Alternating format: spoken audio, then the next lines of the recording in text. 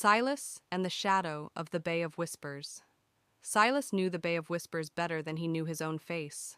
For 40 years, his small weathered boat, the Misty Dawn, had been his second home. He knew where the cod ran thickest in spring, where the bass schooled in the summer, and the precise, silent spots where the deep-sea halibut waited. The bay was a part of him, its moods reflecting his own. But in recent weeks, a new presence had settled into the deep, a presence that was silent, vast, and completely unnerving. It started with the nets.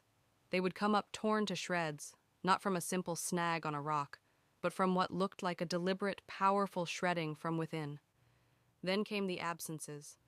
Entire schools of fish would vanish just as he was about to cast his line, a ghostly emptiness where there should have been a riot of life. His fellow fishermen grumbled about bad luck and changing tides, but Silas knew better. He felt the cold in his bones whenever he sailed over the deepest part of the bay, a cold that had nothing to do with the water temperature. One morning, the fog rolled in thick and soupy, swallowing the coastline and the sun. Silas dropped his lines into the glassy water, waiting. The air was unnaturally still. He felt the familiar, taut pull of a promising catch, and he began to haul in his line, his muscles straining against the weight. It wasn't a fish. It was something heavy, immense, and unlike anything he had ever felt. Just as the line neared the surface, a colossal shadow passed beneath the boat, a shape so vast it blocked out the dim light filtering through the fog. The water turned black. A low, rhythmic hum resonated through the hull of the Misty Dawn, a sound so deep it was felt more than heard. The line went slack. All that was left on the hook was a single iridescent scale, the size of his palm, shimmering with colors he had only ever seen in the deepest, most remote parts of the ocean. He dropped the scale into his pocket, his hand trembling. The fog seemed to lift almost instantly, as if the mysterious presence had simply moved on. For the rest of the day, he couldn't shake the image of that massive shadow. He found no fish, only the empty, unnerving cold of the deep. That evening, he sat by the fire in his small cabin, turning the scale over and over in his calloused fingers.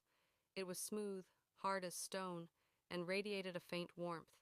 The colors shifted like oil on water, showing deep blues, vibrant purples, and flashes of emerald green.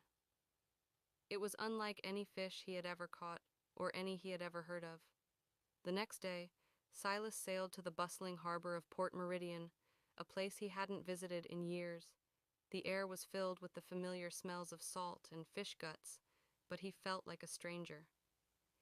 He showed the scale to the oldest fishermen he could find, men who had sailed these waters their entire lives. He expected them to laugh, or perhaps recognize it as some odd deep-sea specimen. Instead, their faces turned ashen. They spoke in hushed tones, telling him about the old tales of the Leviathan, a mythical creature said to guard a lost city at the bottom of the Bay of Whispers. They warned him that those who went looking for the Leviathan never returned. Silas dismissed their superstitions, but their fear was contagious.